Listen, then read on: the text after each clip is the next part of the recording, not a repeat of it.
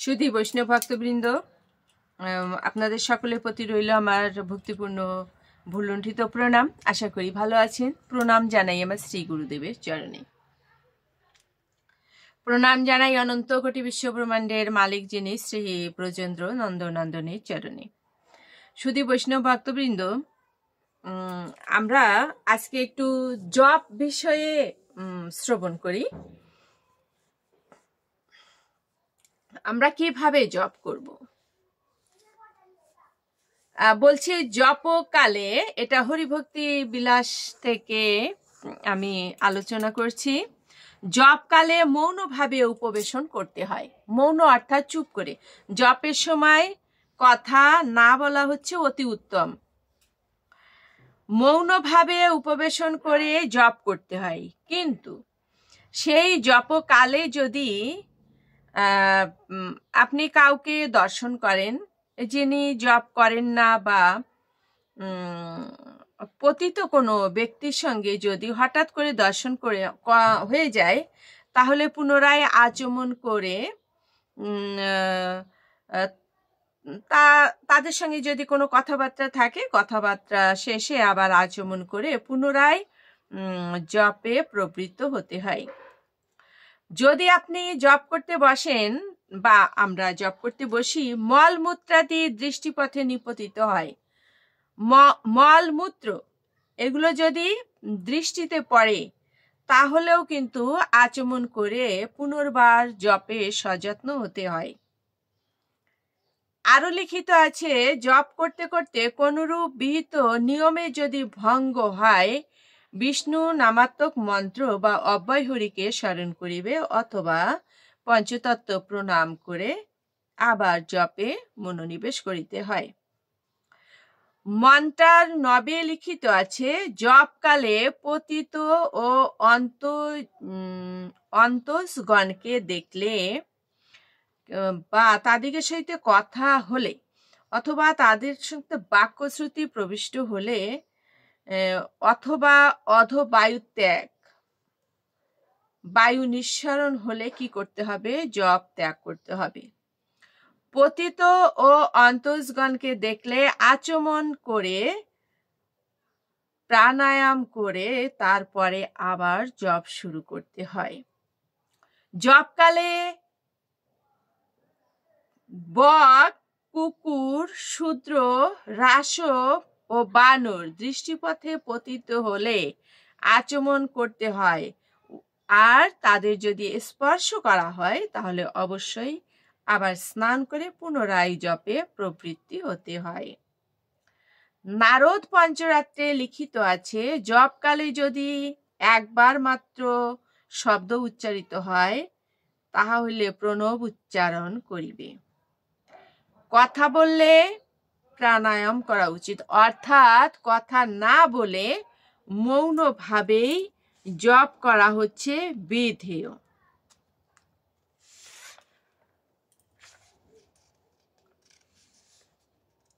নৃসিংহ পুরাণে লিখিত আছে, জপ যজ্ঞ ত্রিবিধ, তাহা অবধান করো। অর্থাৎ জপ হচ্ছে 3 প্রকার। সুধী বৈষ্ণব ভক্তবৃন্দ, হরিভক্তি বিলাস মতে বলছে জপ হচ্ছে ত্রিবিধ, তাহা অবধান করো। অর্থাৎ 3 প্রকার। এক হচ্ছে বাচিক, আর এক হচ্ছে উপাংশু ও মানুষ।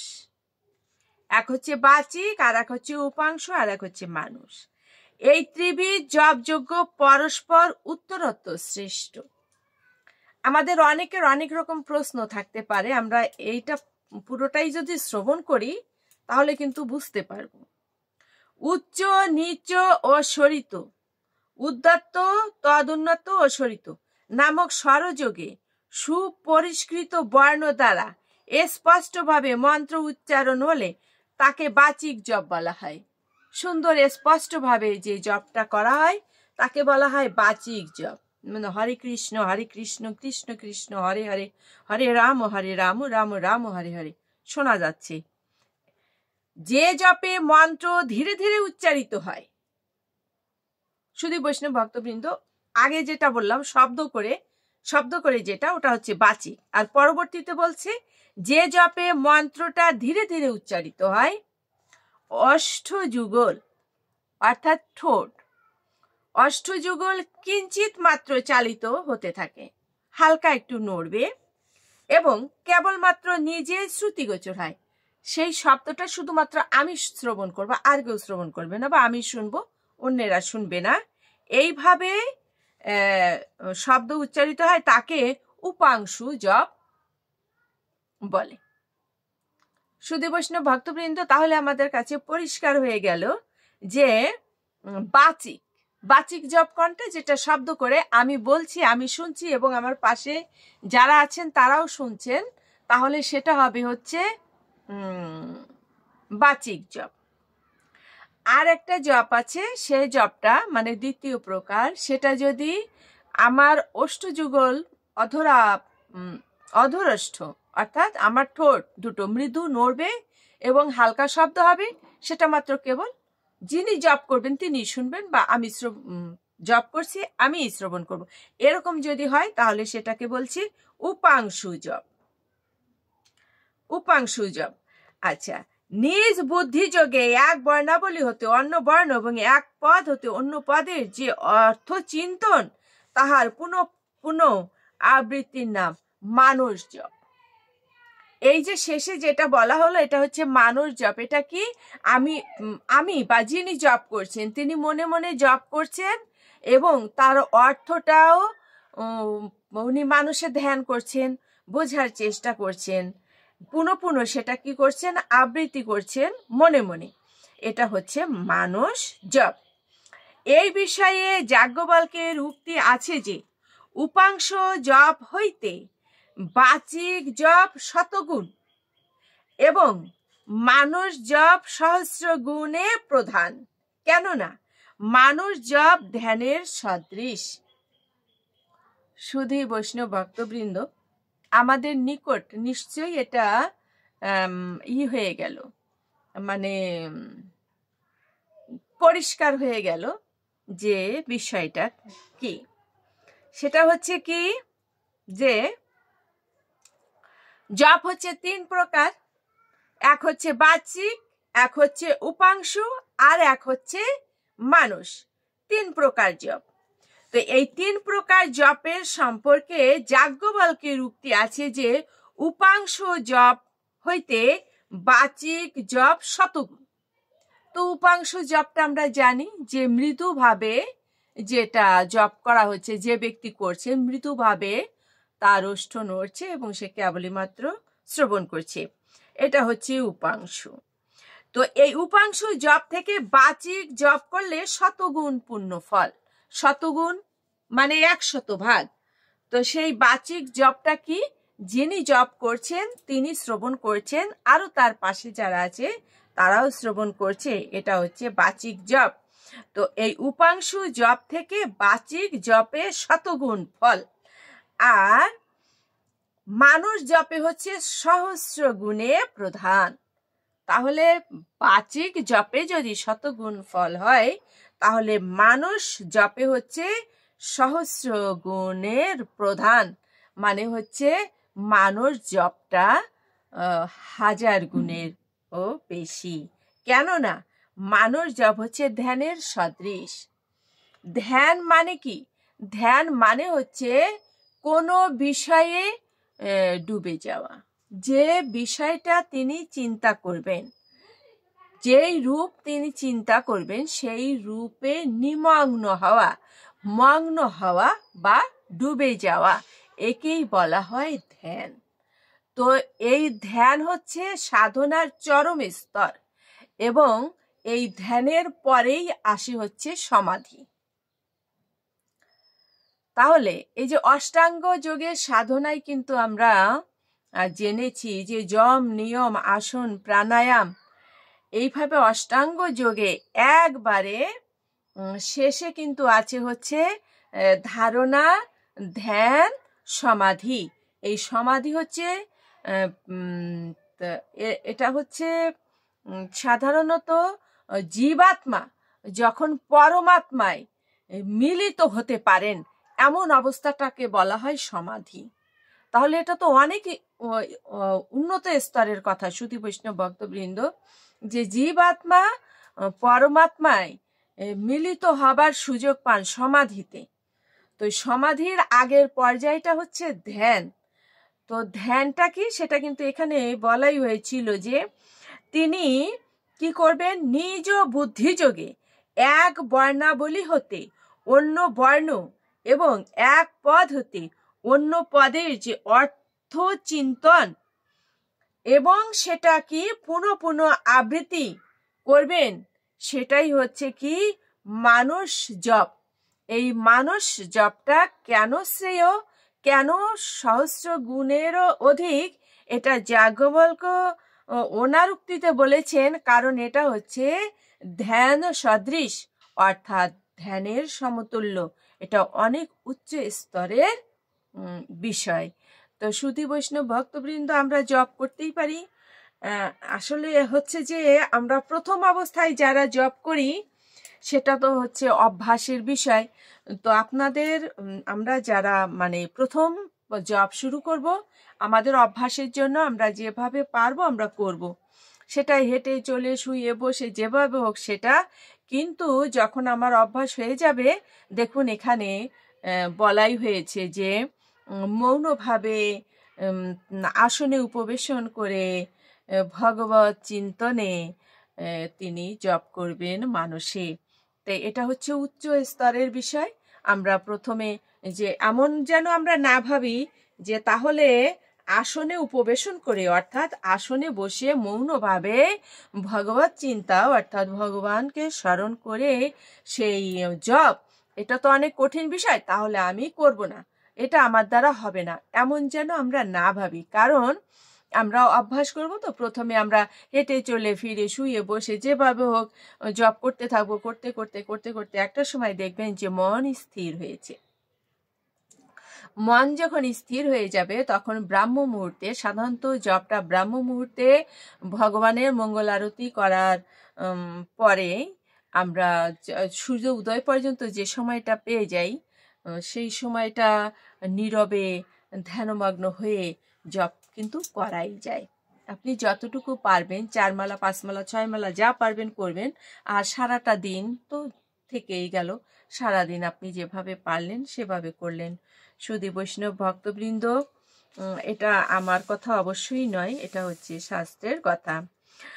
তো যাজ্ঞবল্ক্য কি বলেছেন যে মন্ত্রার্ণবে লিখিত আছে কেবলমাত্র বর্ণরূপী মন্ত্র পশুভাবে সংস্থিত, যদি উহা সুষুম্না নারীর রন্ধ্রপথে সমুচ্চারিত হয় তাহলে প্রভুত্ব প্রাপ্ত হওয়া যায়।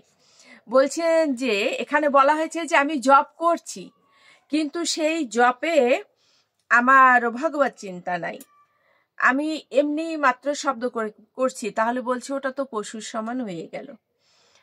তো অবশ্যই জপ করতে হবে। আর কি করতে হবে, ওটা স্মরণ করতে হবে। যেমন আমি একটা শ্লোক আপনাদের মাঝে না বললেই নয়, যে অষ্টম অধ্যায় থেকে এই শ্লোকটা অবশ্য আমি মাঝে মাঝে বলি। ওম ইতি একসারম ব্রহ্ম ব্যাহরণ মাম অনুস্মরণ ইহা প্রয়াতি তেজন দেহম সায়াতি পরমাম গতিম। পরমেশ্বর ভগবান বললেন, ওম ব্রহ্মবাচক এক অক্ষর উচ্চারণ পূর্বক যিনি আমাকে স্মরণ করিতে করিতে দেহ ত্যাগ করিয়া প্রস্থান করেন, অন্তে তিনি আমাকেই পান। সুধী বৈষ্ণব ভক্তবৃন্দ, এখানে স্বয়ং ভগবান বলছেন ওম এক অক্ষর ব্রহ্মবাচক শব্দ।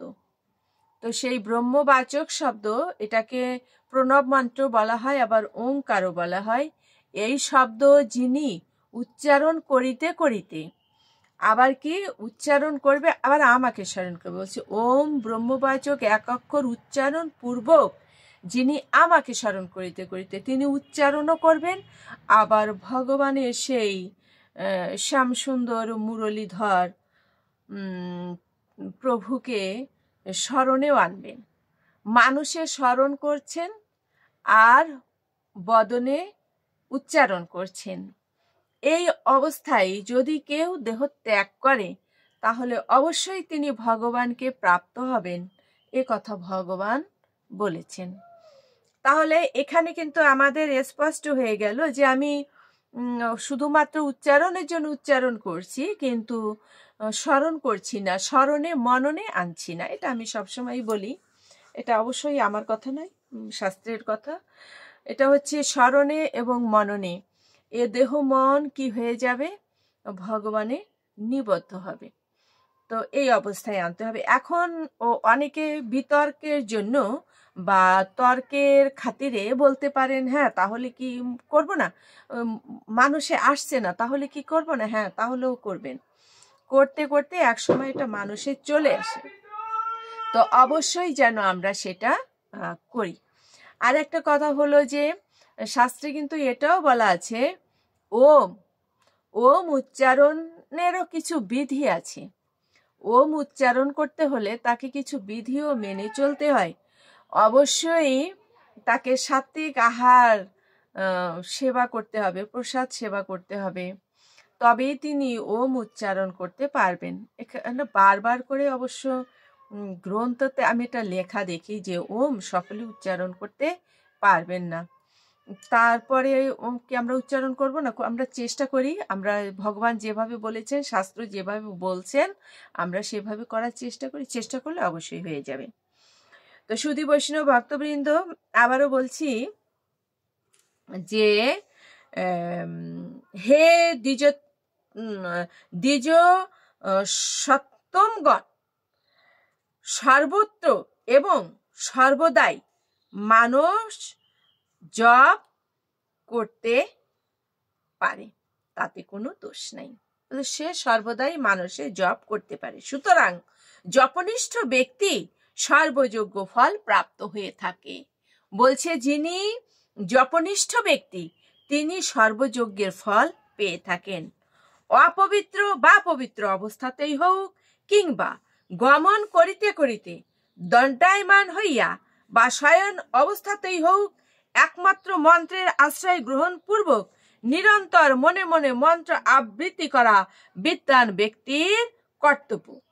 এ স্থানান্তরেও লিখিত আছে যে সিদ্ধিকামী ব্যক্তির পক্ষে মানুষ ও পুষ্টিকামীর পক্ষে উপাংশ জপই কর্তব্য। এ স্থানান্তরিতে লিখিত আছে কি, সিদ্ধিকামী ব্যক্তির পক্ষে মানুষ, যিনি সিদ্ধিকামী, সিদ্ধি লাভ করতে চান, তিনি মানুষ জপ করবেন। পুষ্টিকামীর পক্ষে উপাংশ জপই কর্তব্য, যে যেমন সে তেমন ভাবেই জপটা করবেন। তো সুধী বৈষ্ণব ভক্তবৃন্দ, দেখুন এখানে কিন্তু বলছেন যে জপ আপনি করতে পারেন, পবিত্র হোক অপবিত্র হোক, গমনে হোক, দাঁড়িয়ে হোক, শয়ন অবস্থায় হোক, আপনি মন্ত্র জপ করতে পারবেন। তবে 3 প্রকার বা ত্রিবিধ প্রকার যে জপের বিধান দেওয়া হয়েছে, উত্তম মধ্যম এভাবেই বলা হয়েছে। তবে কার জন্য কোন জপটা শ্রেয় সেটাও এখানে বলা হয়েছে, যে সিদ্ধিকামী ব্যক্তির পক্ষে মানুষ জপ শ্রেষ্ঠ, পুষ্টিকামীর পক্ষে উপাংশ জপই শ্রেয়, এবং মারণোচ্চাট নাদি কর্মে বাচিক জপের অনুষ্ঠান করবে। বাচিক জপটা শব্দ করে, কোনো মুমূর্ষ ব্যক্তির নিকট যে যদি আপনারা জপ করেন তখন তো অবশ্যই শব্দ করে জপ করতেই হবে, তখন আর মানুষ জপে এর প্রয়োজন নাই, তখন শব্দ করে করতে পারে, মানুষ জপে কেউ করলে করতে পারে। তো জপ মাহাত্ম্যটা কি, যাজ্ঞবল্ক্য সংহিতায় লেখা আছে, পাকযজ্ঞ ব্রহ্মযজ্ঞ ব্যতীত দেব যজ্ঞাতি চতুষ্টয় বিধিযজ্ঞ, যেমন জপ যজ্ঞের 16 ভাগের এই এক ভাগেরও সদৃশ হয় না। পদ্মনাভীয় গ্রন্থে লিখিত আছে, যাবতীয় কর্ম যজ্ঞ ও কঠোর তপস্যায়ও জপ যজ্ঞের 16 ভাগের 1 ভাগের সদৃশ হতে পারে না। যদি প্রত্যহ জপ করা যায় তাহলে দেবতার প্রসন্নতা সাধিত হয়ে থাকে। তিনি প্রসন্ন হলে বিপুল ভোগ ও নিত্য মোক্ষ লাভ করতে পারে। অনন্তর জপ ভেদে ফল ভেদ নিরূপিত হচ্ছে। ত্রৈলোক্য সম্মোহনতন্ত্রে মহাদেবমা সম্বতে মহেশ্বর উক্তি আছে যে, মহাদেব বলছেন, মহাদেব কি বলছেন? উমাকে বলছেন, উমাকে মহামায়া। সুধী বৈষ্ণব ভক্তবৃন্দ, শাস্ত্রে কথিত আছে যে আমাদের সৎসঙ্গ করা উচিত। তো এই সৎসঙ্গ আমরা করতে অনেকে চিন্তা করি সৎসঙ্গ করব তো সৎ লোক পাবো কোথায়? সৎ লোক না পেলে তো সৎসঙ্গ করা যাবে না। দেখুন, এখানে বলা হচ্ছে যে মহাদেব আর উমা অর্থাৎ মহামায়া, মা দুর্গা, ওনারা কিন্তু সৎসঙ্গ করছেন। স্বামী স্ত্রী এই বিষয়ে ওনারা কথোপকথন করছেন। আমরা সংসারে স্বামী স্ত্রী সন্তান সন্ততি ভাই বোন মা বাবা এদের নিয়েও কিন্তু আমরা কি করতে পারি? সৎসঙ্গ করতে পারি, অর্থাৎ এই ভগবত আলোচনা করতে পারি। সেটাই হচ্ছে সৎসঙ্গ এবং এটাই হচ্ছে অতি উত্তম। অনেকে মনে করেন আমি বৈষ্ণব সঙ্গ করব তো আমাকে দূরে যেতে হবে, বৈষ্ণব খুঁজে বের করতে হবে। হ্যাঁ, যদি আমরা বৈষ্ণব পেয়ে যাই সেটা আমাদের সৌভাগ্য, কিন্তু আমরা ক্ষণকাল মাত্র বিলম্ব না করে, ক্ষণকাল মাত্র নষ্ট না করে আমরা ঘরে বসেই এই সৎসঙ্গটা করতে পারি।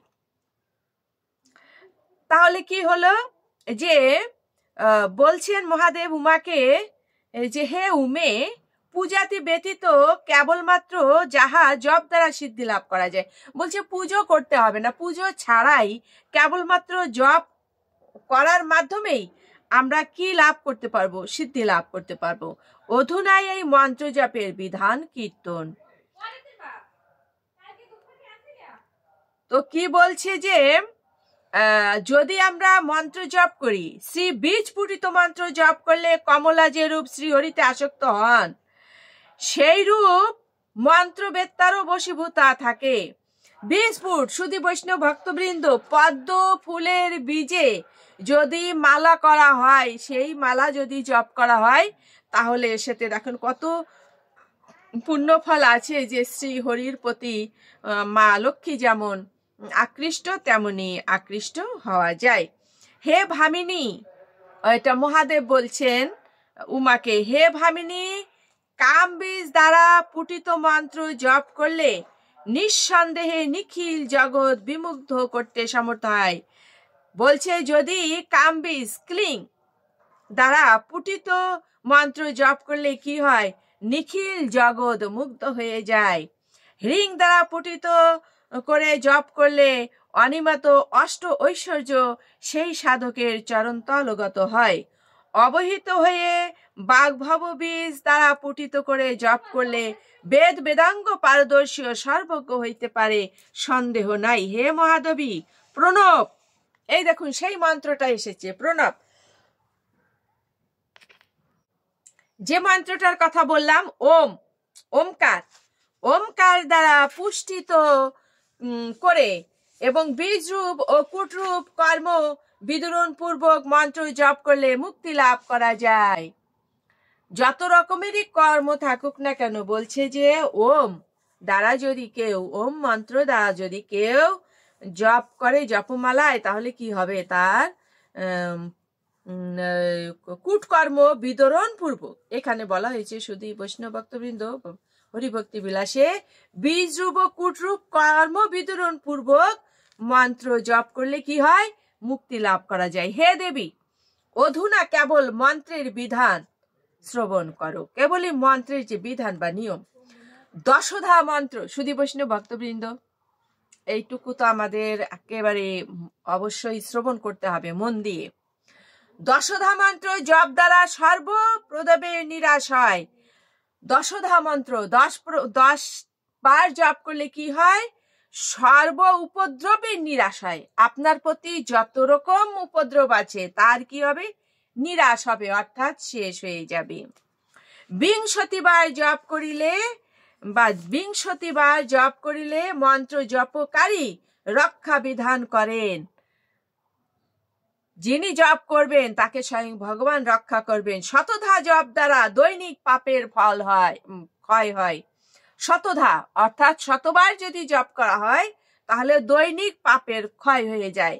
আর সহস্র জপ মানে 1000 বার জপ করলে, অযুত জপ মানে 1,00,000 বার জপ করলে এই জপ দ্বারা মহাপাপ বিদূরিত হয়ে থাকে।